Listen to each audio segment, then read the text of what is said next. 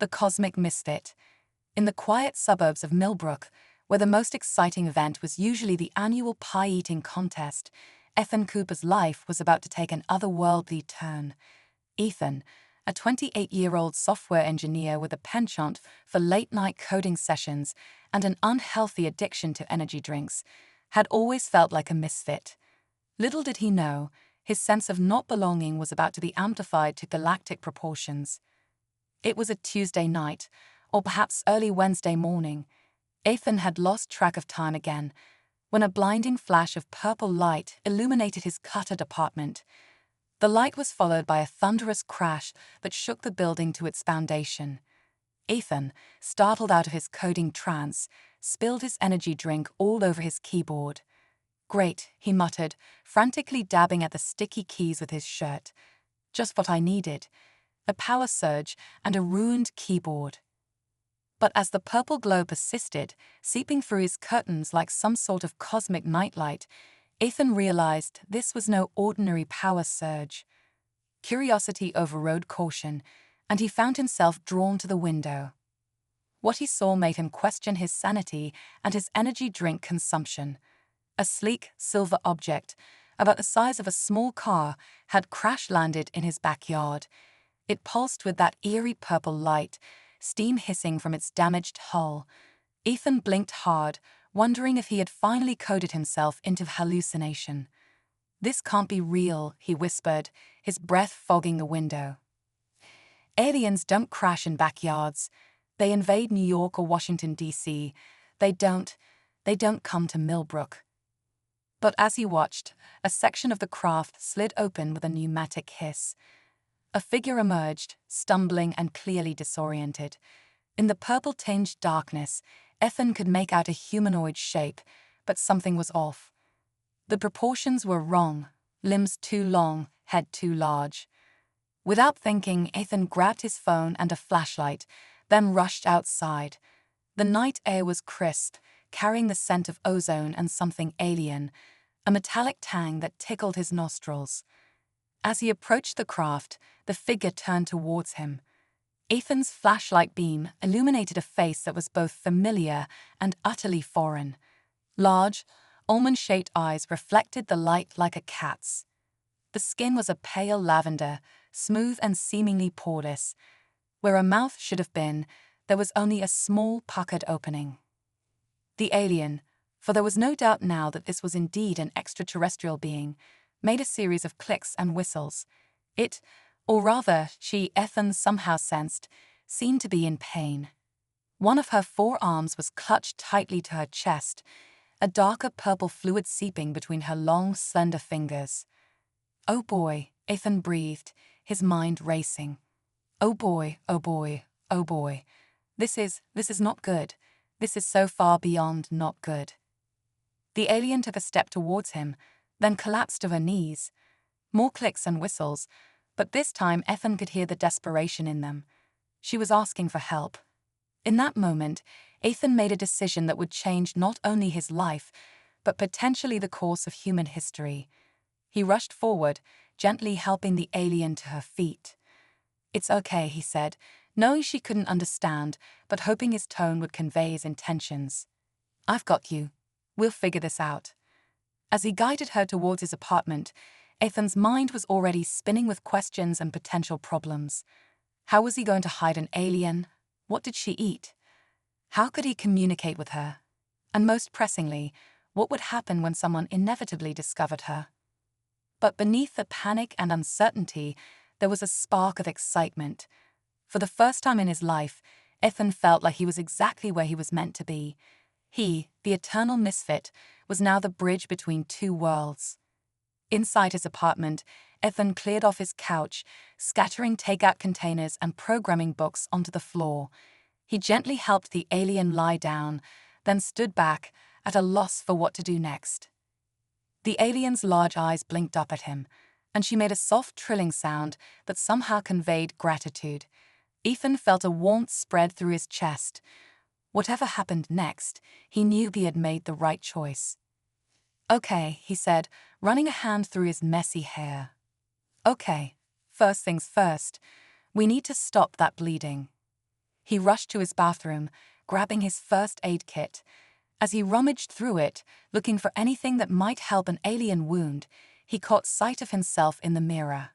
His wide eyes and disheveled appearance made him look as alien as his new houseguest. "What are you doing, Ethan?"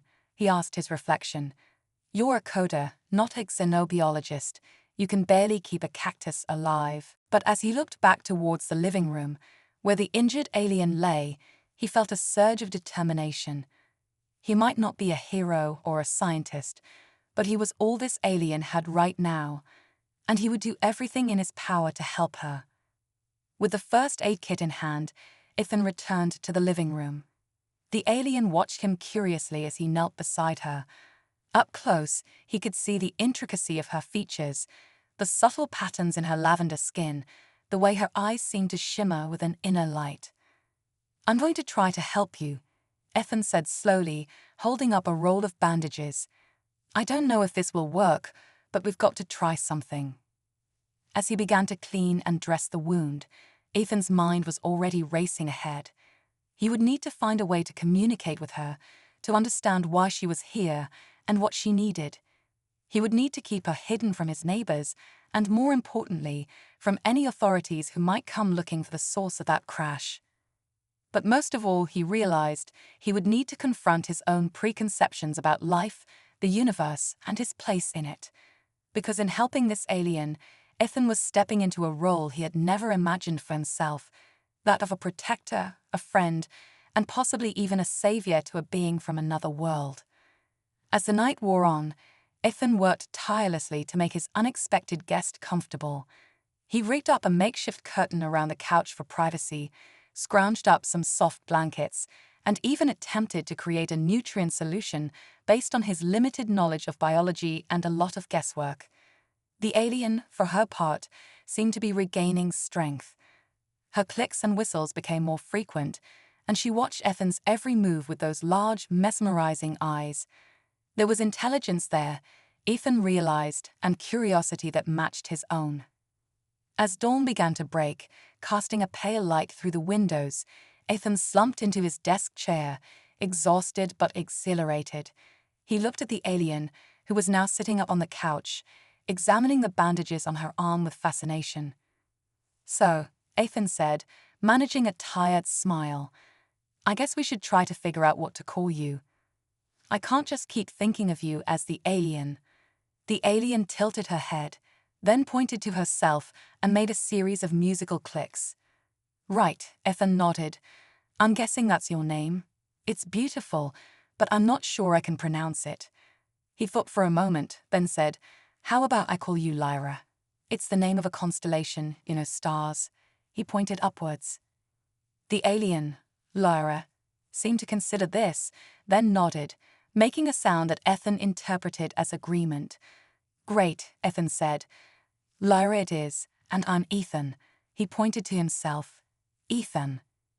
Lyra repeated the sound, her small mouth forming the unfamiliar word. "Ethan," she said, her voice high and melodious. Ethan felt a thrill run through him. This was communication, real, interspecies communication. He was probably the first human to ever speak with an alien like this. The thought was both terrifying and incredibly exciting. As the sun rose higher, painting the room in warm hues, Ethan realized he had a decision to make. He couldn't keep Lyra hidden in his apartment forever. Sooner or later, someone would notice something was amiss. But he also couldn't bear the thought of turning her over to authorities who might treat her as a threat or a science experiment. "We need a plan," he said, more to himself than to Lyra. "We need to figure out why you're here, what you need, and how to keep you safe." Lyra, seeming to sense his concern, reached out one of her long-fingered hands and placed it gently on Ethan's arm. The touch was cool and slightly tingly, like a mild electric current. Ethan looked into her eyes and saw not fear or alienness, but a profound sense of trust and gratitude. At that moment, Ethan's phone buzzed loudly, making them both jump. It was a news alert. "Unidentified object crashes in Millbrook. Military and scientists en route to investigate." Ethan's heart raced. They were out of time. Whatever happened next, he knew one thing for certain: he would protect Lyra, no matter the cost, because in the few short hours since she had crashed into his life, Ethan had found something he never knew he was missing: a purpose. As he looked at Lyra, who was now attempting to mimic his worried expression, Ethan couldn't help but laugh. Here he was, a self-proclaimed misfit, now responsible for potentially the most important secret in human history, and somehow it felt right. "Don't worry, Lyra," he said, gently patting her hand. "We're in this together now, and together we're going to change the world." Little did Ethan know just how prophetic those words would prove to be. The adventure that lay ahead would challenge everything he thought he knew about himself, about humanity, and about the vast, mysterious universe they all call home. But for now, in the warm light of a new day, all that mattered was the unlikely friendship forming between a human misfit and a cosmic castaway. As sirens began to wail in the distance, Ethan took a deep breath and began to formulate a plan. The next few hours would be crucial. But with Lyra by his side, he felt ready to face whatever the universe might throw at them. After all, they were no longer alone in the cosmos. They had each other. Cosmic chaos in the suburbs. As the sirens grew louder, Ethan's mind raced faster than any computer he'd ever programmed. He glanced at Lyra, her large eyes reflecting a mix of curiosity and concern. The gravity of their situation hit him like a ton of bricks. He was harboring an alien fugitive in his suburban apartment. This wasn't just breaking the law, this was shattering the very foundations of human understanding. "Okay, Lyra," Ethan said, his voice trembling slightly. "We need to get you out of here fast, but first we need a disguise." Ethan rushed to his closet, rummaging through piles of unwashed laundry and forgotten tech gadgets. He emerged triumphantly with an oversized hoodie, a pair of sweatpants, and, most importantly, a Halloween mask he used for a zombie walk last year. "It's not exactly high fashion," he muttered, helping Lyra into the clothes, "but it'll have to do." Lyra chirped curiously as Ethan adjusted the mask over her distinctly non-human features. Her forearms posed a problem, but Ethan managed to tuck two of them inside the hoodie, creating a bulky but passable human silhouette. Just as they finished, a loud knock echoed through the apartment. Ethan's heart leaped into his throat. "Mr. Cooper," a gruff voice called. "This is Agent Blackwood, FBI. We need to ask you a few questions about the incident last night." Ethan shot a panicked look at Lyra, who tilted her head in a surprisingly human gesture of confusion. He put a finger to his lips, hoping she understood the universal sign for "be quiet." "Just a moment," Ethan called out, his voice cracking. He turned to Lyra and whispered, "Okay, new plan. We're going out the window." Lyra's eyes widened, but she nodded, seemingly understanding the urgency of the situation. Ethan grabbed his laptop bag, stuffing it with energy bars, water bottles, and a first aid kit. Then, with a deep breath, he opened the window and peered down. The fire escape looked sturdy enough, he hoped.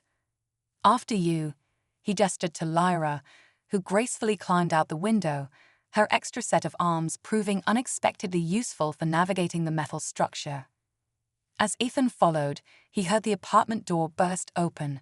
Agent Blackwood's voice rang out, "Mr. Cooper, we're coming in."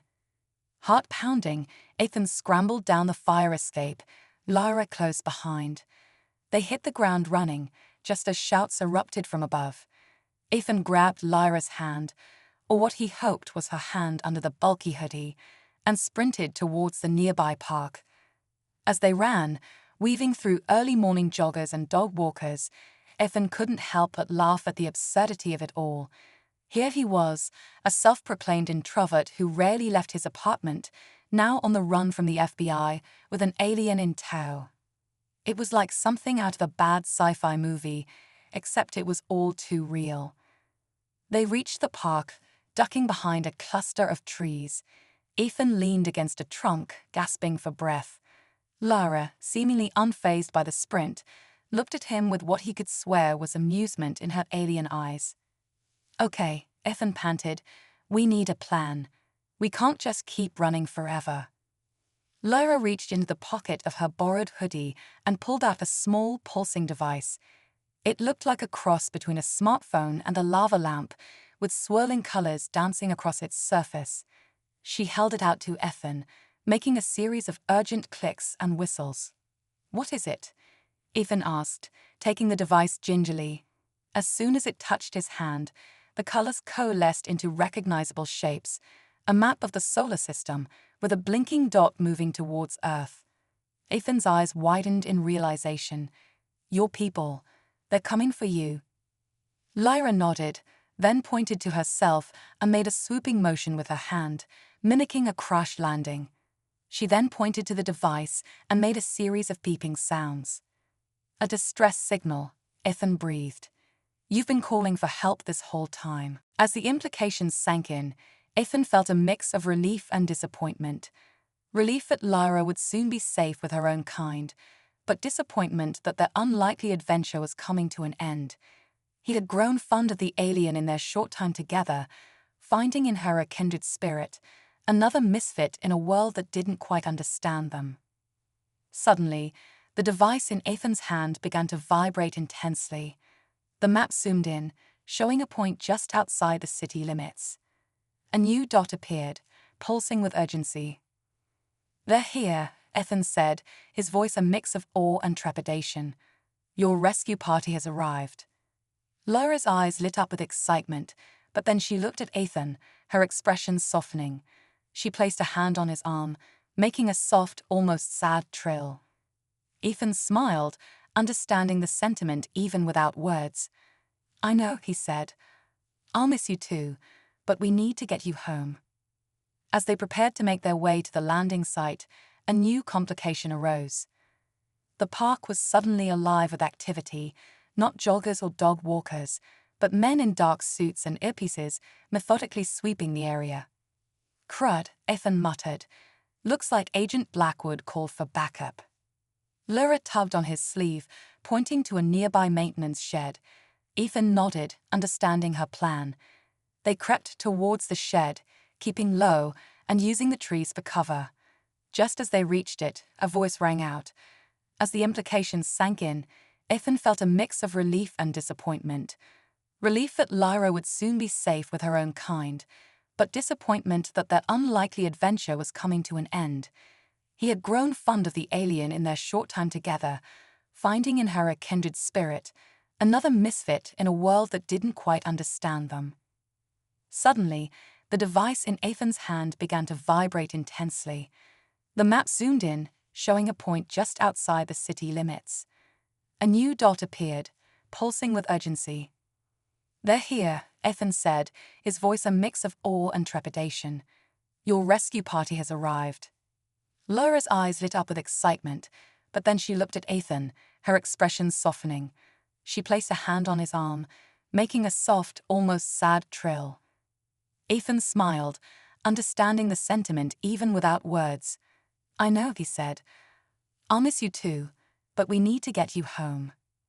As they prepared to make their way to the landing site, a new complication arose. The park was suddenly alive with activity, not joggers or dog walkers, but men in dark suits and earpieces methodically sweeping the area. "Crud," Ethan muttered. "Looks like Agent Blackwood called for backup." Lyra tugged on his sleeve, pointing to a nearby maintenance shed. Ethan nodded, understanding her plan. They crept towards the shed, keeping low and using the trees for cover. Just as they reached it, a voice rang out. "There, by the shed." Ethan's heart raced as he fumbled with the lock. To his surprise, Lyra gently pushed him aside.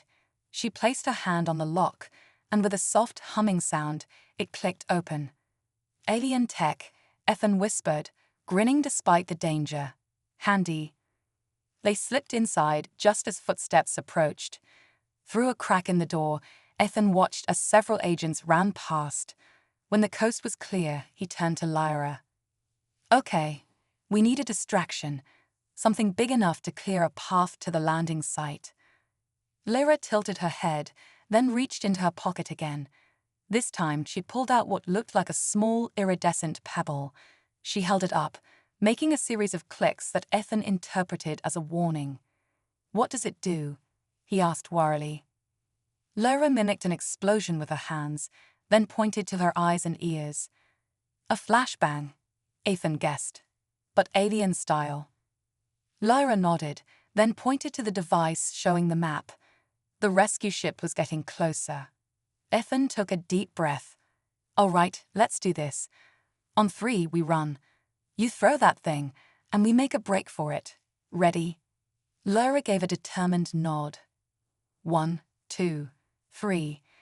They burst out of the shed, startling a group of nearby agents. Before anyone could react, Lyra tossed the alien flashbang high into the air. For a moment, nothing happened. Then, the world exploded into a kaleidoscope of colors and sounds. Ethan felt as if he was inside a rainbow that had collided with a symphony orchestra. Dazed agents stumbled about, their senses overwhelmed by the alien technology. Taking advantage of the chaos, Ethan and Lyra sprinted towards the edge of the park. As they ran, Ethan couldn't help but laugh. This was by far the craziest day of his life, and part of him never wanted it to end. They dodged confused pedestrians and leaped over hedges, the alien device guiding them towards the landing site. Finally, they crested a hill and saw it, a sleek, silver ship hovering silently above a clearing. It was nothing like Lyra's crashed scout ship. This was larger, more impressive, and undeniably alien. As they approached, a beam of soft purple light emanated from the ship, enveloping Lyra. She began to float gently upwards, her borrowed clothes falling away to reveal her true ethereal form. Ethan watched in awe, his heart heavy with the impending farewell. Lyra turned to him, her large eyes conveying a depth of emotion that needed no translation. She reached out, touching his forehead gently with one of her long fingers. In that moment, Ethan felt a rush of images and feelings, glimpses of Lyra's world, her people, her journey. He saw vast cities of crystal and light, felt the joy of soaring through alien skies, and understood the burning curiosity that had brought her to Earth. As the connection faded, Ethan found himself blinking back tears. "Goodbye, Lyra," he said softly. "Thank you for everything." Lyra made one last musical trill, a sound that Ethan somehow knew meant both goodbye and until we meet again. Then, in a flash of purple light, she was gone, the ship shooting off into the sky faster than any human aircraft could hope to match. Ethan stood there, staring at the sky long after the ship had disappeared from view. He was vaguely aware of sirens in the distance, of shouts and the thud of approaching helicopters. But none of that seemed to matter anymore. In the span of a single night, his world had expanded beyond his wildest dreams. He had befriended an alien, outwitted the FBI, and glimpsed wonders that no other human had ever seen. And now, as the authorities closed in, Ethan realized something profound. He was no longer a misfit. He was no longer lost. In helping Lyra, in being part of something greater than himself, Ethan had found his purpose. And no matter what happened next, whether he was arrested, interrogated, or simply returned to his ordinary life, nothing would ever be the same. As Agent Blackwood's voice rang out, ordering him to put his hands up, Ethan smiled. Let them come. He had touched the stars, and that was something they could never take away from him. With a deep breath, Ethan turned to face the approaching agents, his eyes still sparkling with the remnants of alien stardust. Whatever came next, he was ready. After all, he now knew that the universe was far bigger, far more wondrous, and far more welcoming to misfits like him than he had ever dared to dream. And somewhere out there, among those distant stars, he knew Lyra was smiling too. The cosmic ripple effect. 6 months after Lyra's departure, Ethan Cooper's life had transformed in ways he never could have imagined. His encounter with an alien visitor had catapulted him from anonymous coder to reluctant celebrity overnight. The media dubbed him the Alien Whisperer, a title that made him cringe every time he heard it. Ethan sat in the green room of yet another late-night talk show, nervously adjusting his tie. His once unkempt hair was now stylishly tousled, and his baggy coding clothes had been replaced by sleek suits, all part of the image makeover his new agent insisted upon. "Mr. Cooper, you're on in 5, a chipper production assistant called out. Ethan nodded, taking a deep breath. He'd been on countless shows by now, but the butterflies in his stomach never seemed to go away. As he walked towards the stage, he couldn't help but reflect on the whirlwind that had become his life. The studio lights were blinding as Ethan emerged to thunderous applause. The host, a charismatic woman named Valerie Chen, greeted him with a dazzling smile. "Ladies and gentlemen, please welcome the man who made first contact, the one and only Ethan Cooper." As Ethan took his seat, Valerie leaned in conspiratorially. "So, Ethan, it's been half a year since your close encounter. How has life changed?" Ethan chuckled nervously. "Well, Valerie, let's just say I've gone from debugging code to decoding the mysteries of the universe. It's been intense." The audience laughed, and Ethan felt himself relax a little. He'd learned to play this game, to give the people what they wanted, a mix of wonder, humor, and just enough mystery to keep them coming back for more. "But seriously," Valerie continued, "you've become the face of human-alien relations. How does that feel?" Ethan paused, considering his words carefully. "It's a tremendous responsibility," he said finally. "I never asked for this role, but I'm doing my best to bridge the gap between our world and the vastness of the cosmos." As the interview continued, Ethan found himself once again recounting the tale of his night with Lyra. But this time he added something new, a hint of the profound knowledge she had shared with him in their final moments together. "You see, Valerie," Ethan said, leaning forward, "Lyra showed me that the universe is far more interconnected than we ever imagined. Every action, every choice we make, sends ripples across the cosmos. We're not alone, and we're not insignificant.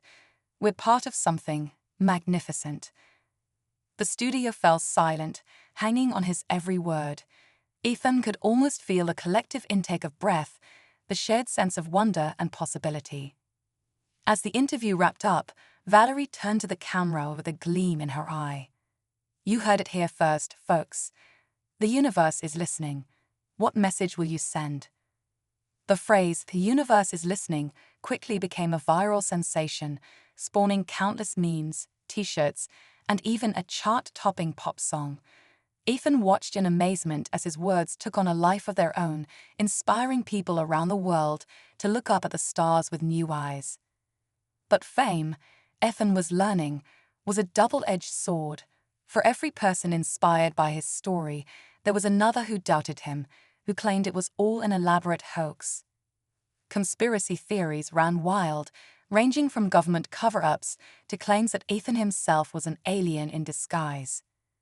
One evening, as Ethan scrolled through yet another online forum debating the veracity of his tale, he felt a familiar pang of loneliness. For all the attention, for all the adoration and scrutiny, no one truly understood what he had experienced. No one, that is, except Lyra. He found himself absent-mindedly touching his forehead, where Lyra had made that final connection. The memories she had shared were still vivid, flashes of her world, her people, the vastness of the galaxy. But lately, something else had been surfacing in his dreams, a sequence of symbols, pulsing with an urgency he couldn't explain. Ethan had kept this to himself, unsure of what it meant, or if it was simply his subconscious playing tricks on him. But as the symbols appeared night after night, he couldn't shake the feeling that Lyra was trying to tell him something. Driven by a mix of curiosity and an inexplicable sense of purpose, Ethan began to recreate the symbols using his coding skills. He developed a program to analyze their patterns, searching for any hidden meaning or message. Weeks passed, and Ethan became increasingly reclusive, much to the chagrin of his agent and the media. Rumors swirled about his sudden disappearance from the public eye, but Ethan paid them no mind. He was on the verge of something, he could feel it.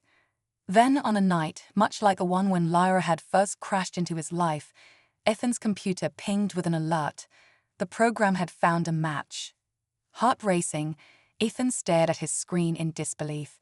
The symbols weren't just random patterns, they were coordinates. Spatial coordinates, to be precise, pointing to a location far beyond the edges of our solar system. She left a breadcrumb trail, Ethan whispered to himself, awe and excitement building in his chest. Lyra wants me to find her. But how? Ethan was no astronaut, no space explorer. He was just a coder from the suburbs who had stumbled into the greatest adventure of his life. And yet, hadn't that been enough before? With trembling hands, Ethan reached for his phone. He scrolled through his contacts, no longer filled with just pizza delivery numbers, but now including scientists, government officials, and even a few astronauts he'd met on the talk show circuit. His finger hovered over one name in particular, Dr. Samantha Reyes, the lead scientist at the newly formed Global Extraterrestrial Research Initiative, GERI. If anyone would believe him, if anyone could help, it would be her. As the phone rang, Ethan felt a familiar mix of terror and exhilaration. He was about to change the course of human history. Again. Dr. Reyes? He said when she answered, his voice steady despite the adrenaline coursing through his veins. It's Ethan Cooper. I need your help. It's about Lyra. She's reaching out, and I think it's time for humanity to reach back. There was a pause on the other end of the line. Then Dr. Reyes spoke, her voice tinged with excitement and a hint of trepidation. Mr. Cooper, are you saying what I think you're saying? Ethan took a deep breath, his eyes fixed on the glowing coordinates on his screen. Yes, Doctor. It's time for humanity to take its first real step into the cosmos. Lyra's people are waiting for us. The question is, are we ready for them? As he spoke those words, Ethan felt a shift in the air, as if the universe itself was holding its breath.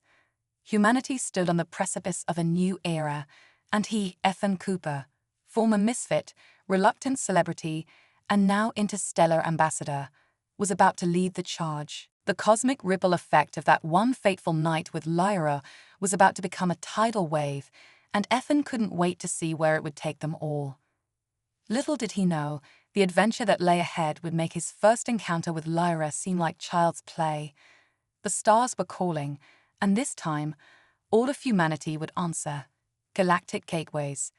The launch of humanity's first interstellar mission, dubbed Project Lyra, had turned into a global spectacle.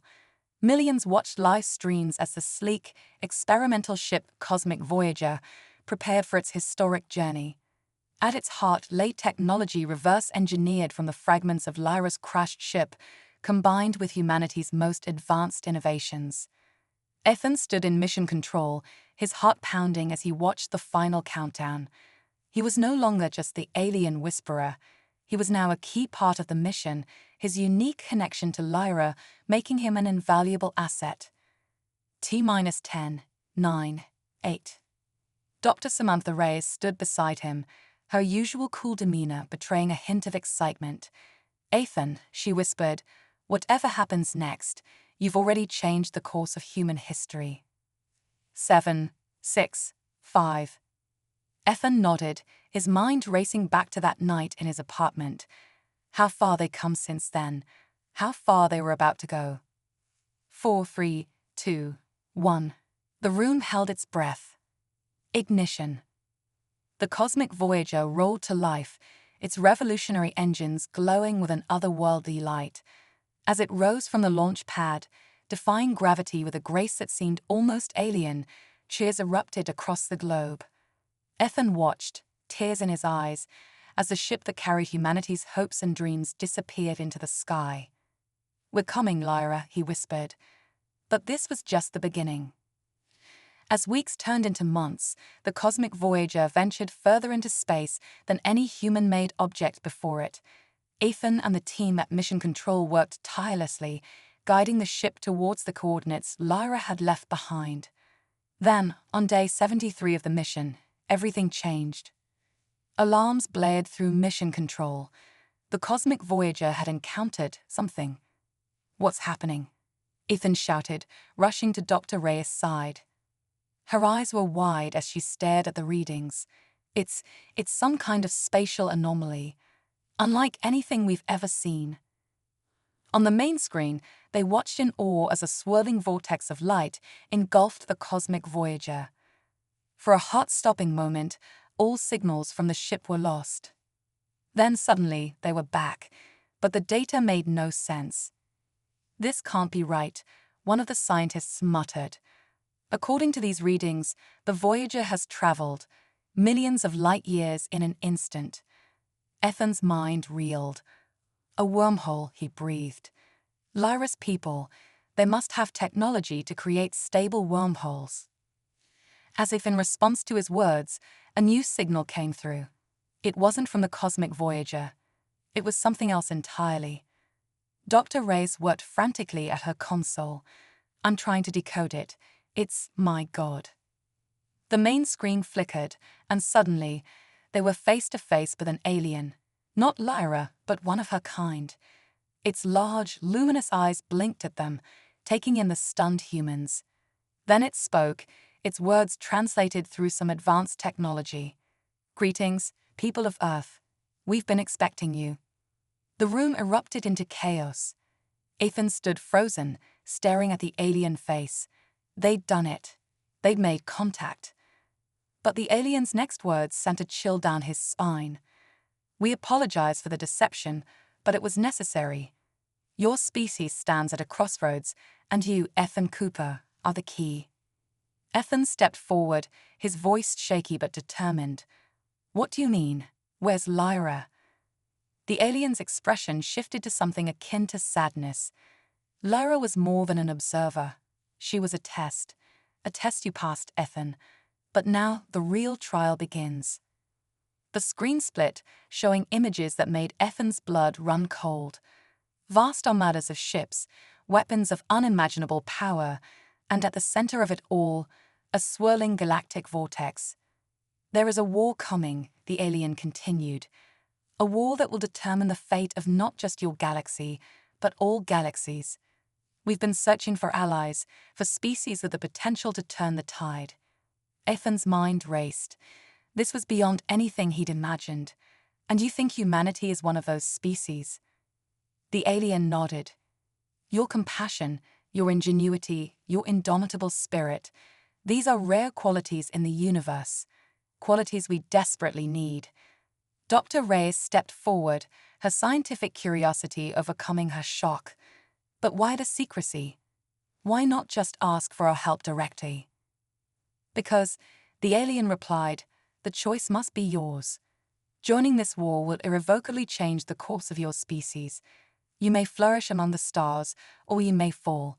We cannot make this decision for you." Ethan felt the weight of the moment crushing down on him. He was no longer just a coder who'd befriended an alien. He was standing at the precipice of humanity's greatest choice. "How?" he started, his voice cracking. He cleared his throat and tried again. "How long do we have to decide?" The alien's eyes seemed to glow brighter. "Time flows differently through the wormhole network. For us, it has been centuries since Lyra's mission. For you, mere months. But the enemy advances. We can give you one of your Earth years to prepare, to make your choice. 1 year. 1 year to decide the fate of humanity." Ethan turned to Dr. Reyes, to the room full of stunned scientists and officials.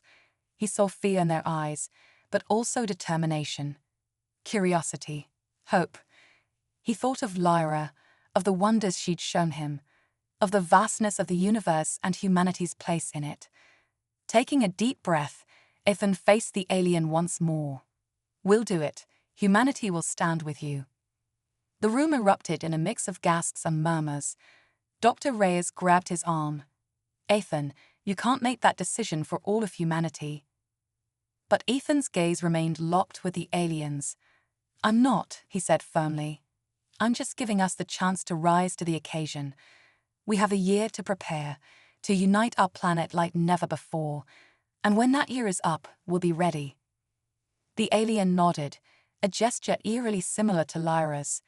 "Very well, Ethan Cooper. The gateway to the stars will remain open. We await humanity's final decision." As the transmission ended, the room burst into frenzied activity. Plans were already being made, calls to world leaders initiated. Ethan stood still in the midst of the chaos, his mind reeling. He'd started this journey as a misfit, became an unlikely hero, and now he was the harbinger of humanity's greatest challenge. As he looked around at the determined faces of his fellow humans, Ethan felt a surge of pride and hope. Whatever came next, whether they faced wonders or horrors beyond imagination, humanity would face it together. The stars had called, and they had answered. The next chapter of human history was about to be written among the cosmos. And Ethan Cooper, the once lonely coder from the suburbs, would be holding the pen. Cosmic Crucible. The year of preparation flew by in a whirlwind of global cooperation and technological advancement unlike anything humanity had ever seen. United by a common purpose, the nations of Earth set aside their differences to face the greatest challenge in human history. Ethan Cooper, once a simple coder, now stood at the helm of humanity's galactic initiative. His face was plastered across billboards worldwide, his name whispered with a mixture of awe and trepidation. The man who spoke to the stars, they called him. On the eve of humanity's decision, Ethan found himself aboard the International Space Station, newly retrofitted with alien technology. He gazed out at the blue marble of Earth, marveling at how small it all seemed now. Penny for your thoughts. Dr. Samantha Rice floated up beside him, her eyes reflecting the starry expanse beyond. Ethan smiled wryly. Just wondering if we're making the biggest mistake in human history or the greatest leap forward. Why not both? Samantha quipped, but her tone was serious. You know, when I was a little girl dreaming of the stars, I never imagined it would be like this. Yeah, Ethan nodded. Careful what you wish for, right? Their contemplation was interrupted by a series of urgent beeps. The station's advanced sensors had picked up something approaching. Fast. It's time, Samantha breathed. They rushed to the command module, joining a team of international astronauts and scientists. The main screen flickered to life, showing a swirling vortex of energy forming just beyond the moon's orbit. Incoming transmission, one of the technicians announced, her voice tight with anticipation. The screen split, and once again they found themselves face to face with the alien ambassador. But this time, they were ready. Greetings, people of Earth, the alien intoned. The time has come for your decision. Will humanity join the Galactic Alliance in our fight against the Void Collective? Ethan stepped forward, his heart pounding but his voice steady. Before we give our answer, we have some questions. The alien blinked, its large eyes reflecting curiosity. Proceed. First, Ethan began, we want to know more about this war. Who exactly are we fighting and why? The alien's expression grew somber. The Void Collective is a group of species who believe that conscious life is a mistake of evolution. They seek to correct this mistake by eradicating all sentient beings, returning the universe to a state of unconscious harmony. Murmurs rippled through the command module. The stakes were higher than they'd imagined. And what exactly would our role be in this war? Samantha chimed in. Your species possesses a unique combination of traits, the alien explained. Your adaptability, your creativity in the face of adversity, and most importantly, your capacity for empathy. These qualities make you invaluable in our fight. Ethan nodded, processing the information. One last question, he said. If we join you, what guarantees do we have that Earth will be protected? The alien's eyes seemed to glow brighter. We cannot offer absolute guarantees in war, Ethan Cooper. But know this, should you join us, Earth will have the full protection of the Galactic Alliance. Your world will be shielded by technology far beyond your current capabilities. Ethan turned to his team, seeing the weight of the moment in their eyes. They had discussed this, debated it endlessly over the past year. Now, it was time. On behalf of humanity, Ethan began, his voice carrying the hopes and fears of billions. We accept your offer. Earth will join the Galactic Alliance. The words had barely left his mouth when alarms began blaring throughout the station. The technician's voice rose in panic. Multiple objects entering the solar system at impossible speeds. The main screen shifted, showing a terrifying sight. A swarm of sleek, black ships was approaching, their designs so alien they hurt to look at.